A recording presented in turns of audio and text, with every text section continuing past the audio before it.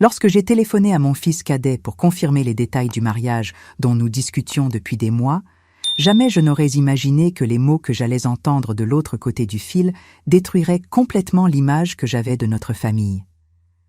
Nous sommes déjà mariés depuis 3 jours, maman. Nous avons invité seulement ceux qui comptent vraiment. La froideur dans la voix de Rémi m'a frappée comme un coup au ventre. Pendant quelques secondes, je suis restée silencieuse, essayant de comprendre ce que je venais d'entendre. 3 jours. Il était marié depuis 3 jours et ne m'avait rien dit. Mais ce qui m'a le plus blessée, c'était la deuxième partie de la phrase. Seulement ceux qui comptent vraiment.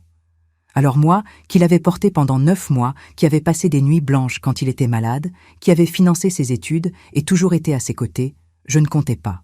Mais avant de continuer, vérifiez si vous êtes déjà abonné à la chaîne et dites-nous dans les commentaires de quelle ville ou de quel pays vous regardez cette vidéo. Nous aimons beaucoup savoir jusqu'où nos histoires voyagent. Je m'appelle Marguerite, j'ai 72 ans et je suis pédiatre à la retraite. J'ai construit une carrière solide dans le domaine de la pédiatrie ici à Biarritz, consacrant plus de 40 ans de ma vie aux soins des enfants. Je suis mère de 3 fils, André, 52 ans, Julien, 50 ans, et Rémi, 32 ans. La différence d'âge entre eux est importante, mais j'ai toujours pensé que cela rendait notre famille encore plus spéciale. André et Julien sont nés quand j'étais jeune, et Rémi a été une merveilleuse surprise arrivée 20 ans plus tard, alors que je pensais ne plus pouvoir être mère. Je suis veuve depuis 8 ans, lorsque mon mari Paul est décédé d'un infarctus. Depuis lors, j'ai toujours été le pilier émotionnel de la famille, celle qui maintenait tout le monde uni. Notre maison à Saint-Tropez a toujours été le point de rencontre pour les vacances, les anniversaires et les moments spéciaux. C'est là que nous avons célébré les diplômes, les réussites professionnelles et où j'avais toujours imaginé que se dérouleraient les mariages de mes fils. Pendant des mois, Rémi m'avait parlé du mariage. Nous avions discuté des détails de la cérémonie, de la liste des invités, du lieu de la fête. J'avais même proposé ma maison à Saint-Tropez pour la lune de miel, comme une façon d'aider le jeune couple à économiser. Tatiana, sa fiancée, avait toujours été polie avec moi, mais je percevais une certaine froideur dans son comportement. Néanmoins, j'attribuais cela à la nervosité typique de quelqu'un qui organise un mariage. « Comment ça, Rémi ?» ai-je réussi à demander, essayant encore de comprendre la situation. « Nous en avons parlé il y a 2 semaines. Tu as dit que la cérémonie aurait lieu en mars. Nous avons changé d'avis, a-t-il répondu avec une indifférence qui m'a glacée. Nous avons décidé de faire quelque chose de plus intime, seulement pour les gens qui font vraiment partie de notre vie. Le mot « intime » résonnait dans mon esprit. Comment une mère ne fait-elle pas partie de la vie intime d'un fils ? Comment quelqu'un qui a consacré toute sa vie à sa famille peut-il être exclu du moment le plus important de la vie de son fils cadet ? « Et tes frères ?» ai-je demandé, cherchant encore une explication logique à l'inexplicable. « André et Julien sont au courant ? » « Non, a-t-il dit sèchement. Ils n'ont pas été invités non plus. C'était seulement pour les amis et la famille de Tatiana. À ce moment-là, j'ai senti quelque chose se briser en moi. Ce n'était pas seulement de la peine, c'était une compréhension douloureuse que le fils que j'avais élevé avec tant d'amour et de dévouement était devenu un étranger. Un étranger capable d'exclure délibérément sa propre famille du jour le plus important de sa vie. Mais avant que je puisse pleinement assimiler cette révélation, Rémi a continué à parler, et ses mots suivants ont été encore plus dévastateurs. « Puisque tu es en ligne, maman, j'ai besoin des clés de la maison de Saint-Tropez pour la lune de miel. Tu peux les envoyer par la poste ou les laisser à l'agence immobilière du centre-ville. Tatiana a déjà réservé au restaurant qu'elle préfère là-bas. » L'audace de ces mots m'a coupé le souffle. Il m'avait exclu du mariage, m'avait humilié en disant que je ne comptais pas, et pourtant, il avait le culot d'exiger ma propriété pour sa lune de miel. Comme si j'étais une simple prestataire de service, pas sa mère. « Rémi !» ai-je commencé, essayant de garder ma voix contrôlée. « Tu ne trouves pas ça étrange de me demander la maison après tout ça ?»« Maman, arrête d'être dramatique, » a-t-il répondu avec irritation. « Le mariage est le nôtre, nous pouvons faire comme nous voulons. Ça n'a rien à voir avec la maison. Ce sont 2 choses séparées. » Dramatique. Il m'avait traité de dramatique parce que j'étais blessée par l'exclusion. À ce moment-là, j'ai compris que je faisais face à quelqu'un qui non seulement me manquait de respect, mais qui avait complètement perdu la notion de gratitude et de considération familiale. « Nous voulons juste quelques jours tranquilles à la plage », a continué Tatiana en arrière-plan, avec une voix que je pouvais clairement entendre. Sans l'interférence de personne. Interférence. J'étais considérée comme une interférence dans la vie de mon propre fils. La femme qui avait travaillé doublement pour garantir qu'il ait les meilleures opportunités, qui avait économisé pendant des années pour laisser quelque chose aux enfants, qui avait transformé ma maison de plage en un refuge familial, était maintenant considérée comme une interférence. « Alors maman, tu peux t'occuper des clés ?» a insisté Rémi, comme s'il parlait à une secrétaire. J'ai respiré profondément. J'ai senti un calme étrange m'envahir, une clarté qui venait de la douleur la plus profonde. « Je vais réfléchir à la question, Rémi, » ai-je répondu calmement. « Il n'y a pas grand-chose à réfléchir, » a-t-il rétorqué. « Nous avons besoin des clés d'ici demain. » J'ai dit que j'allais réfléchir. Ma voix est sortie plus ferme que je ne l'espérais. J'ai raccroché le téléphone et je suis restée là, debout dans le salon de ma maison, regardant les photographies de famille dispersées sur les étagères. Rémi enfant dans mes bras, Rémi adolescent à sa remise de diplôme du lycée, Rémi adulte lors de notre dernière réunion familiale. Sur toutes les photos, je souriais, fier, dévoué, mais maintenant je me demandais « Où ai-je fait une erreur ? Comment ai-je élevé quelqu'un capable d'une telle cruauté ?» Je n'ai pas pleuré. Étonnamment, je n'ai pas eu envie de pleurer. Ce que j'ai ressenti, c'était une détermination que je n'avais pas éprouvée depuis des années. Une clarté sur ce que je devais faire. J'ai repris mon téléphone et j'ai commencé à composer le numéro d'André. Il était temps de parler avec les fils qui me respectaient vraiment et de découvrir ce qu'ils pensaient de tout cela. Quelque chose s'était rompu irréversiblement lors de cet appel téléphonique. Non seulement ma relation avec Rémi, mais aussi ma disposition à accepter le manque de respect au nom de l'amour maternel. Pour la première fois depuis longtemps, j'allais prioriser ma propre dignité. Mon premier appel a été pour André. Mon fils aîné a toujours été mon confident, celui qui a hérité de la sensibilité de son père et de la fermeté de caractère que je valorise tant. Quand il a répondu, j'ai perçu à sa voix qu'il était au bureau. « Bonjour, maman. Tout va bien ?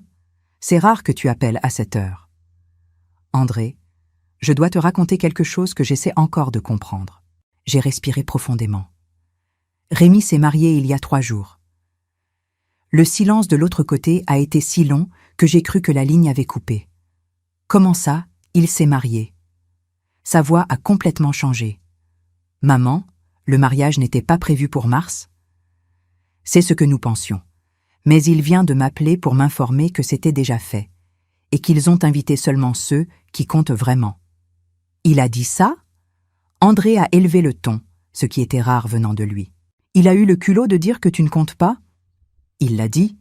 Et toi non plus tu n'as pas été invité, André, ni toi, ni Julien. Ce petit « Pardon, maman ». Je l'ai entendu respirer profondément plusieurs fois. C'est incroyable, complètement incroyable. Il y a autre chose, ai-je continué.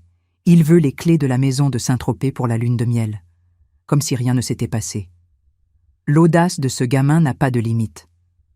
André était visiblement indigné. « Maman, je vais l'appeler tout de suite. »« Non, mon fils.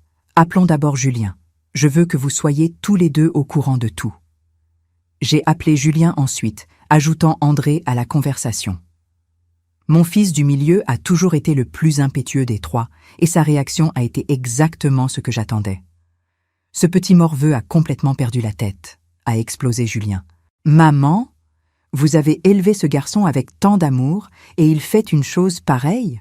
« Julien a raison, a approuvé André, mais je ne suis pas surpris, pour être honnête. »« Comment ça ?»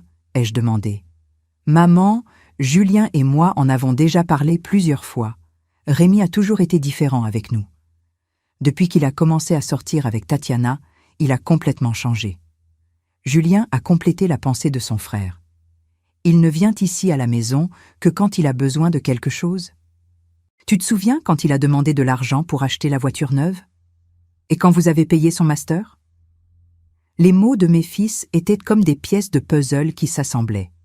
Cela faisait longtemps que Rémi ne me cherchait que lorsqu'il avait besoin de quelque chose. Et moi, aveuglée par l'amour maternel, j'interprétais toujours cela comme un besoin naturel d'un fils cadet. Tatiana a son rôle là-dedans, a dit André avec certitude. Depuis qu'elle est entrée dans sa vie, Rémi a commencé à nous traiter comme si nous étions un fardeau. « Tu te souviens du dernier Noël ?» a ajouté Julien. Elle nous a à peine parlé. Elle a passé tout son temps à faire des commentaires sur le fait que notre famille était compliquée et trop nombreuse. « Trop nombreuse ?» ai-je répété, sentant une pointe d'indignation. « Nous sommes 4 personnes. » Eh bien oui, pour elle, toute famille qui n'est pas juste elle et Rémi est trop nombreuse, a répondu André. À ce moment-là, j'ai compris que l'exclusion n'avait pas été une impulsion, mais une décision calculée. Tatiana avait planifié cela méthodiquement, éloignant Rémi de sa famille d'origine pour avoir un contrôle total sur lui. « Les garçons, ai-je dit, sentant une détermination grandir en moi. Je dois vous raconter quelque chose que vous ne savez pas. Qu'est-ce que c'est, maman ? La semaine dernière, j'ai vendu la maison de Saint-Tropez. Vendu ? André et Julien ont parlé presque à l'unisson. Oui, à Roger Beaumont, cet entrepreneur qui a la grande société de construction ici à Biarritz. Vous savez qui c'est ? Bien sûr que nous savons, a dit Julien. Tout le monde connaît Roger Beaumont dans la région. Et Rémi a toujours parlé de lui, a ajouté André. Il a toujours voulu faire des affaires avec son entreprise, impressionner ce type d'une manière ou d'une autre. Exactement. J'ai senti un sourire se former sur mes lèvres. Les documents ne sont pas encore prêts parce que ces processus de transfert prennent du temps. Mais Roger a déjà prévu avec moi de venir voir la propriété ce week-end.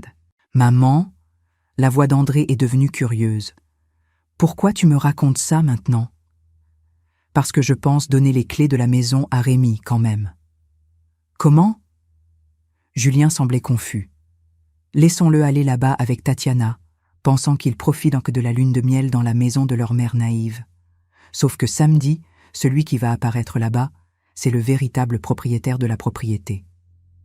Le silence qui a suivi était de compréhension totale. « Mon Dieu !»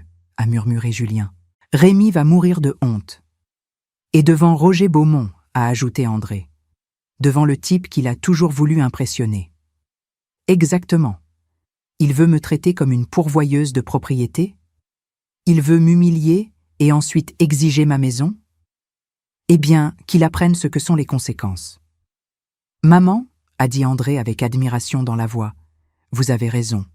Ce garçon a besoin d'apprendre que les actions ont des conséquences. Et que vous n'êtes le paillasson de personne, a complété Julien, ni de lui, ni de la petite princesse Tatiana. Vous trouvez que je suis trop dure ? Ai-je demandé, testant encore ma propre conviction. Dure ? André a ri. Maman, après l'humiliation qu'il vient de vous faire subir, c'est le minimum qu'il mérite. Je suis totalement d'accord, a dit Julien. Vous avez toujours été trop généreuse avec lui. Il est peut-être temps de montrer que le respect se gagne, il ne s'exige pas. De plus, a ajouté André, c'est lui qui a dit qu'il n'invite que ceux qui comptent. Eh bien, si nous ne comptons pas pour lui, pourquoi devrait-il compter pour nous quand il a besoin d'une faveur ? La logique de mes fils était irréfutable. Rémi avait clairement dit que notre famille n'avait aucune valeur pour lui. Pourquoi alors devrait-il s'attendre à ce que nous continuions à le traiter comme une priorité ? Vous êtes sûr que vous êtes d'accord avec ça ? Ai-je demandé une dernière fois. Absolument, a dit André. Totalement, a confirmé Julien. Et nous voulons être dans les parages quand ça arrivera. Vous ne serez pas dans les parages, ai-je répondu fermement. C'est entre moi et Rémi. Vous deux, vous m'avez toujours respecté. Vous avez toujours valorisé notre famille. Je ne veux pas que vous soyez impliqués dans cette confusion. Mais vous allez bien ? André semblait inquiet. Je vais très bien, ai-je répondu, et pour la première fois en plusieurs heures, je l'ai vraiment senti. Pour la première fois depuis longtemps, je vais très bien. Quand j'ai raccroché le téléphone, j'ai ressenti quelque chose que je n'avais pas éprouvé depuis des années, la sensation d'avoir le contrôle de ma propre vie. Rémi avait choisi de me jeter quand il n'avait pas besoin de moi, mais maintenant, il découvrirait que celui qui jette ne peut pas exiger. J'ai pris les clés de la maison de Saint-Tropez et les ai posées sur la table. Demain, je les remettrai personnellement à mon fils cadet. Et avec elles, je lui donnerai la leçon la plus importante qu'il recevrait jamais sur le respect et les conséquences. Le lendemain matin, j'ai conduit jusqu'à l'appartement de Rémi avec les clés de la maison de Saint-Tropez dans mon sac. Toute la nuit, j'avais réfléchi attentivement à chaque détail de ce que j'étais sur le point de faire. Ce n'était pas de la vengeance, c'était de l'éducation. Une leçon sur les conséquences que mon fils cadet avait besoin d'apprendre. Quand j'ai sonné, c'est Tatiana qui a ouvert la porte. Son expression a subtilement changé quand elle m'a vu, passant de la surprise à quelque chose qui ressemblait à de l'agacement mal dissimulé. « Madame Marguerite », a-t-elle dit, avec un sourire forcé. « Quelle surprise, Rémi n'a pas dit que vous viendriez. »« J'ai apporté les clés de la maison de Saint-Tropez », ai-je répondu calmement, entrant lorsqu'elle s'est écartée de la porte. Rémi est apparu de la cuisine, déjà habillé pour le travail, et a semblé véritablement soulagé de me voir. « C'est bien, maman. Je pensais que tu prendrais plus de temps pour te décider. » Il a tendu la main pour prendre les clés comme si c'était un droit acquis. « Les voilà, » ai-je dit, remettant le trousseau de clés. « J'espère que vous en profiterez bien. »« Certainement, » a dit Tatiana, prenant les clés de la main de Rémi et les examinant comme si elle inspectait un produit. « J'ai déjà réservé au meilleur restaurant de Saint-Tropez et nous avons invité quelques amis à nous rejoindre samedi. » J'ai ressenti une pointe d'irritation, mais j'ai gardé mon expression neutre. « Vous avez invité des amis ? » ?»« Bien sûr, » a répondu Rémi, comme si c'était évident. « La maison est grande, non ? Tatiana veut montrer à ses amis comment notre famille possède de belles propriétés. Notre famille, comme s'il en faisait partie quand cela l'arrangeait. En fait, a continué Tatiana avec une animation qu'elle n'avait pas démontrée avec moi auparavant, Léonard et Fernanda vont amener leur yacht. Nous allons faire un barbecue sur la plage. Ce sera incroyable. J'ai observé les deux planifier comment utiliser ma propriété, ou ce qu'ils pensaient être ma propriété, comme décor pour impressionner des amis. Le naturel avec lequel ils parlèrent de cela, comme si la maison leur appartenait de droit, m'a montré à quel point ils m'avaient profondément manqué de respect. « Vous semblez avoir tout planifié, » ai-je commenté. « Oui, ce sera parfait, » a dit Rémi. Tatiana a même acheté de nouvelles tenues pour l'occasion. Et je suis impatient de montrer la maison aux collègues du travail que nous allons inviter aussi. Du travail ? Oui, quelques collègues importants. Édouard, qui est associé de l'entreprise de Roger Beaumont, sera dans la région ce week-end. Je l'ai invité, lui et sa femme. Mon estomac s'est noué. Ils allaient amener des gens liés exactement à l'homme qui avait acheté la maison. L'ironie de la situation était presque poétique. « Maman », a dit Rémi, s'asseyant dans le fauteuil avec l'air de quelqu'un qui va donner une conférence. « En fait, c'est bien que tu sois là. Je voulais te parler de la maison. »« Qu'est-ce qu'il y a avec la maison ?»« Eh bien, maintenant que je suis mariée, Tatiana et moi avons pensé qu'il serait bien si tu nous laissais utiliser la maison plus fréquemment. Genre, les week-ends en fait. » Tatiana s'est installée à côté de lui sur le canapé, adoptant une posture qui indiquait clairement que cette conversation avait été répétée. « C'est que maintenant, nous sommes un couple, n'est-ce pas, Madame Marguerite ?» a-t-elle dit sur un ton condescendant. « Nous avons besoin d'un endroit pour recevoir nos amis, faire nos activités. Et la maison reste un peu perdue là-bas, avec vous qui l'utilisez de temps en temps seulement. »« Perdue ?» ai-je répété, sentant ma patience s'épuiser. « Ce n'est pas qu'elle soit perdue, » Rémi a tenté d'adoucir. « C'est que tu pourrais te sentir plus utile en nous laissant mieux profiter de l'espace. Après tout, à quoi sert une maison de plage si ce n'est pas pour créer des souvenirs de famille ? Utile, il avait utilisé exactement ce mot. Je devrais me sentir utile en fournissant ma propriété pour eux, comme si ma seule fonction était de servir leurs besoins. « Je vois, » ai-je dit calmement. « Vous pensez que je devrais me sentir utile en cédant la maison ?»« Exactement, » a dit Tatiana, clairement satisfaite que j'ai compris. « Vous avez déjà vécu votre vie, n'est-ce pas ? Maintenant, c'est notre tour de profiter. » Ces mots ont résonné dans mon esprit comme une gifle. J'ai déjà vécu ma vie. Comme si à 72 ans, je n'étais qu'un fardeau, quelqu'un dont le temps était passé. C'est exactement ça, a approuvé Rémi. Tu peux être tranquille en sachant que tu contribues à notre bonheur en tant que couple. Je me suis levée de la chaise, ressentant une clarté absolue sur ce que je devais faire. Bon, alors profitez bien du week-end, ai-je dit, marchant vers la porte. Merci, maman, a dit Rémi, retournant déjà son attention vers son portable.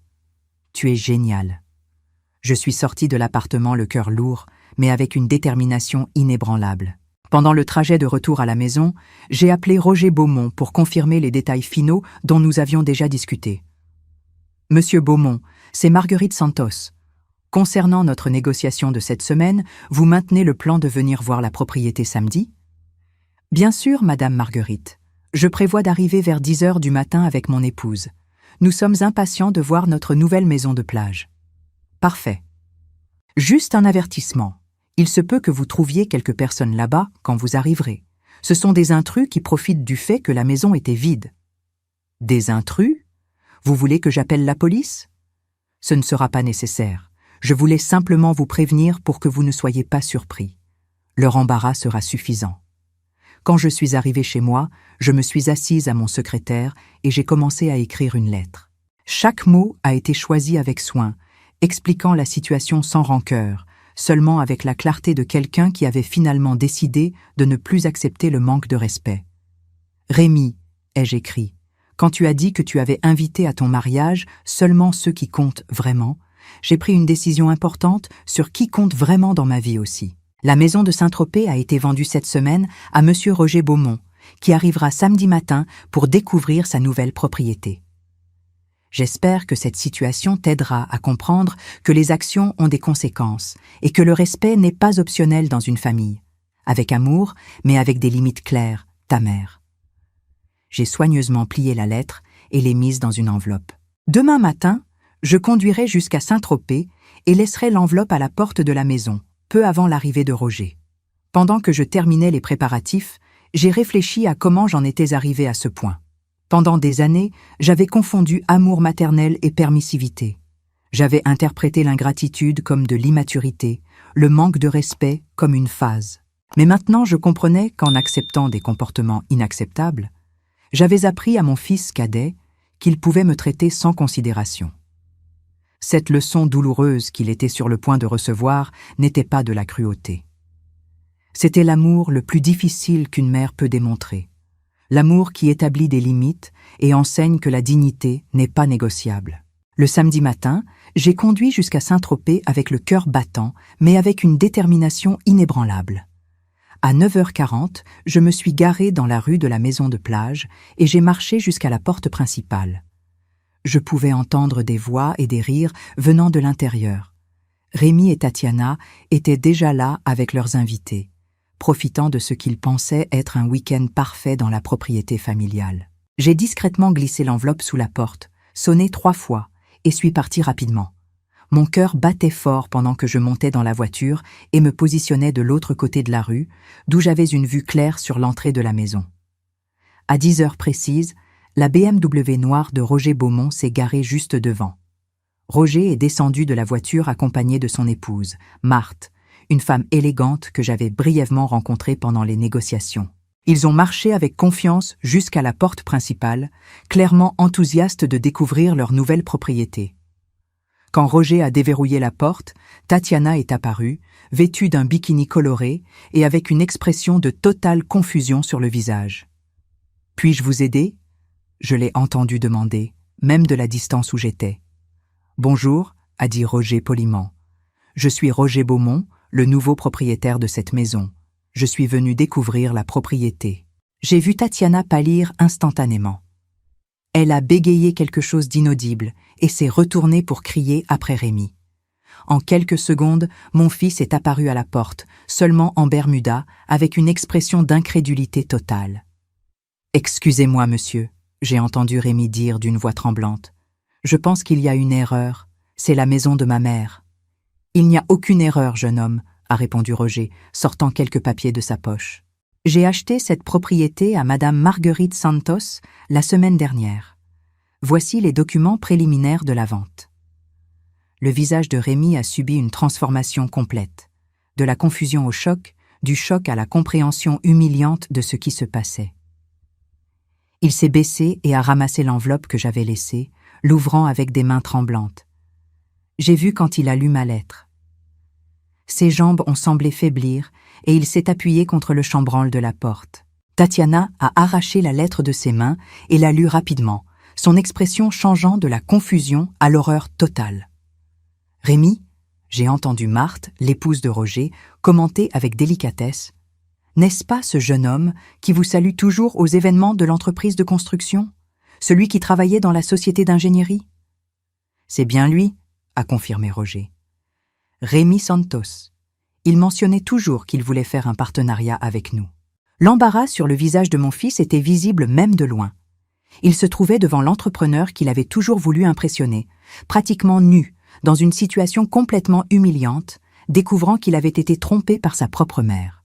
« Monsieur Beaumont », Rémi a tenté de se ressaisir, « il y a un terrible malentendu ici. » « Cela ne me semble pas être un malentendu, » a dit Roger calmement. « Votre mère m'a prévenu que je pourrais trouver quelques personnes ici.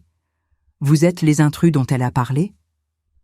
Le mot « intrus » a frappé Rémi comme une gifle. Je l'ai vu fermer les yeux, comprenant clairement toute la dimension de ce qui venait de se passer. « Nous pouvons partir immédiatement, » a dit Tatiana, clairement désespérée. C'était juste un malentendu familial. « Bien sûr, » a répondu Roger poliment. « Prenez le temps dont vous avez besoin pour rassembler vos affaires. » J'ai observé Rémi et Tatiana courir dans la maison, ramasser des affaires et pratiquement expulser les amis qu'ils avaient invités. Édouard, qui était associé de l'entreprise de Roger et avait été spécialement invité pour être impressionné, est sorti de la maison avec une expression de totale perplexité. Quand ils sont finalement sortis, portant des valises et des glacières à la hâte, Rémi s'est arrêté devant Roger.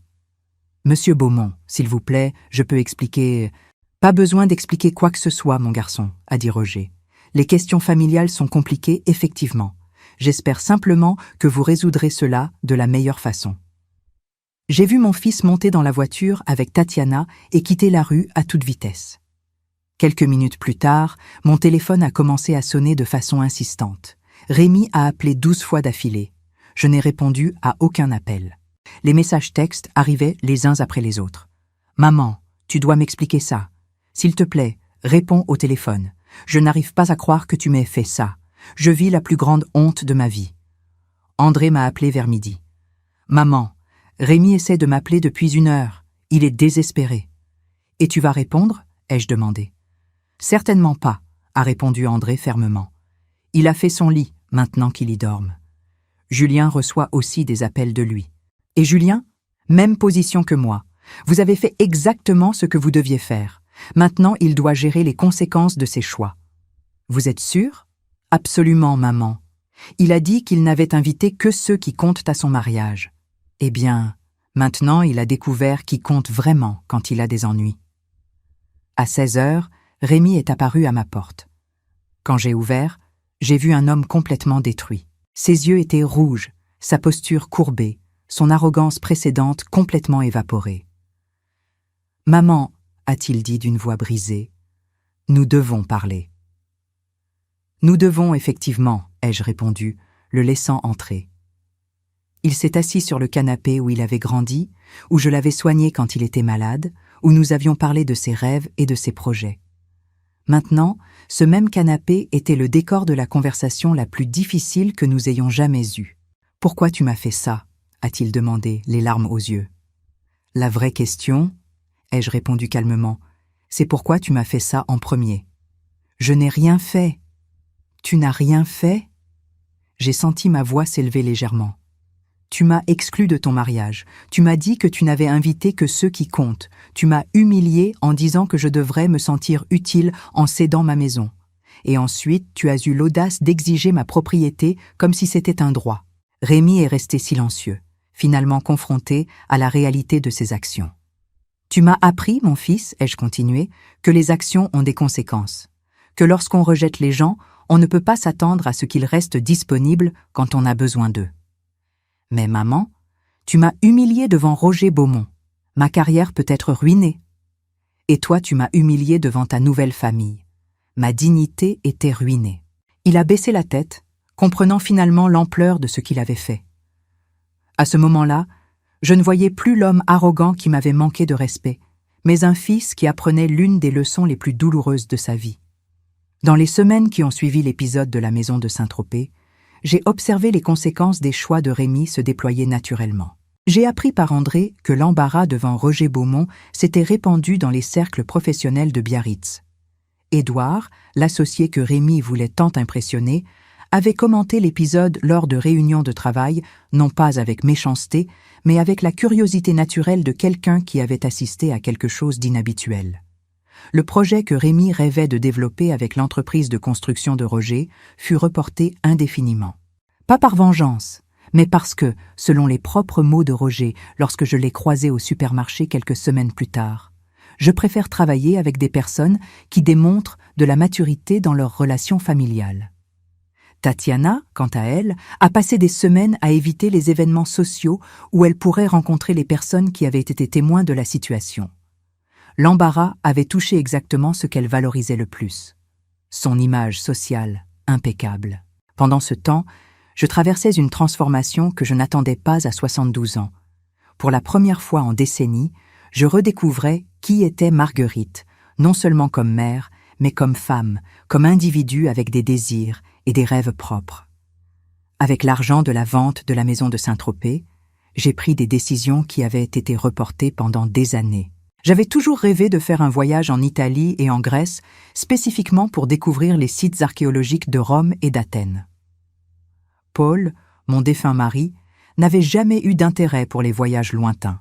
Et après sa mort, j'avais toujours pensé que ce serait de l'égoïsme de dépenser de l'argent pour moi quand je pouvais aider les enfants.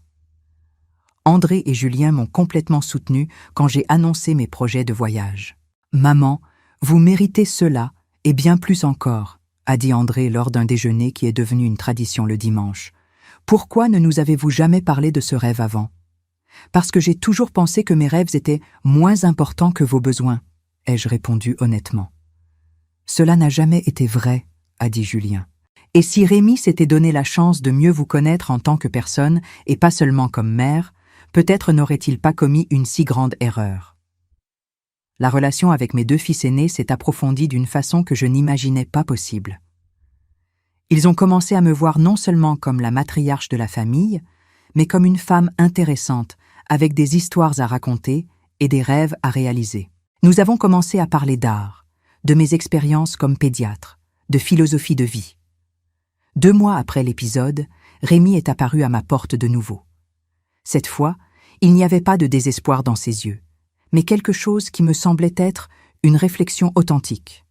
« Maman », a-t-il dit quand il s'est assis dans le salon, « j'ai passé des semaines à réfléchir à ce qui s'est passé. »« Et à quelle conclusion es-tu arrivée ?» ai-je demandé. « Que je suis devenue une personne que je n'aime pas, que je vous ai traité comme un objet, pas comme une personne. » Sa voix était plus mature, moins arrogante. Que Tatiana et moi avons construit une relation basée sur les apparences, et cela nous a fait oublier ce qui compte vraiment. Et qu'est-ce qui compte vraiment, Rémi? Le respect, la gratitude, l'amour véritable qui inclut la considération pour la dignité de l'autre personne. J'ai observé mon fils cadet avec attention. Il y avait quelque chose de différent en lui, une humilité que je n'avais pas vue depuis des années. Tatiana et moi suivons une thérapie de couple, a-t-il continué. Elle a aussi réalisé que nous agissions de façon terrible. Nous voulons nous excuser, mais nous comprenons aussi si vous avez besoin de temps. J'apprécie les excuses, ai-je répondu calmement, mais je veux que vous compreniez que notre relation à partir de maintenant sera basée sur le respect mutuel. Je ne suis pas une banque, je ne suis pas une pourvoyeuse de faveurs, je suis votre mère, et cela signifie quelqu'un qui mérite considération et respect. Je comprends, a-t-il dit, et j'accepte complètement. Autre chose importante, ai-je continué. Vous avez exclu André et Julien de votre mariage. Cette blessure doit aussi être guérie. Rémi a baissé la tête. J'ai déjà parlé avec eux. Tatiana et moi voulons faire une cérémonie de renouvellement de vœux, cette fois en incluant toute la famille, si tout le monde est d'accord. Dans les mois suivants, j'ai observé un changement graduel, mais constant chez Rémi. Il a commencé à appeler régulièrement, non pas pour demander des faveurs, mais pour savoir comment j'allais. Il a commencé à venir au déjeuner du dimanche. Il démontrait un intérêt authentique pour mes projets de voyage et mes nouveaux loisirs. Tatiana a aussi changé, bien que plus lentement. j'ai réalisé qu'une grande partie de sa froideur venait d'une insécurité sur sa place dans la famille. Quand j'ai commencé à la traiter avec la même considération que je démontrais aux autres, tout en maintenant des limites claires, elle a répondu positivement. Le voyage en Italie et en Grèce fut transformateur. À Rome, j'ai passé des heures au Colisée et au Forum romain, contemplant des vestiges d'une civilisation qui n'existait que dans mes livres. À Athènes, j'ai marché sur l'Acropole, sentant une connexion profonde avec l'histoire et la philosophie ancienne. Pour la première fois en décennies, je vivais exclusivement pour moi. Quand je suis revenu, j'ai apporté des cadeaux pour tous mes fils, y compris Rémi. Non pas par obligation, mais par amour authentique. La différence était que maintenant, cet amour venait d'un lieu de plénitude personnelle, pas d'un besoin de validation. La cérémonie de renouvellement de vœux a eu lieu dans l'église où Rémi avait été baptisé. Elle fut simple, mais significative. André et Julien étaient là, j'étais là, et pour la première fois, j'ai senti que notre famille était véritablement réunie. Non pas par convenance, mais par choix conscient de chacun. Aujourd'hui, à 72 ans, je suis une femme différente de celle que j'étais il y a 1 an. J'ai appris que l'amour ne signifie pas annulation, qu'être mère ne signifie pas abdiquer d'être une personne, qu'établir des limites est un acte d'amour-propre et, paradoxalement, d'amour pour les autres aussi. Rémi apprend encore, mais maintenant, il apprend dans une relation basée sur le respect mutuel.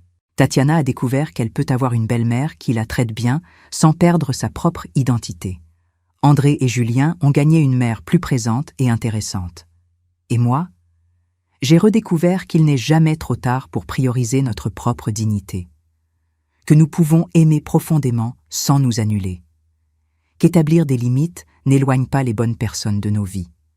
La maison de Saint-Tropez n'était que le décor. La véritable transformation s'est produite quand j'ai décidé que je mérite le même respect que j'ai toujours offert aux autres. Si cette histoire a touché votre cœur, répondez ici, dans les commentaires. À ma place, qu'auriez-vous fait ? N'oubliez pas de regarder la prochaine vidéo qui apparaît sur votre écran. Elle apporte un rebondissement surprenant et émouvant qui va vous captiver du début à la fin.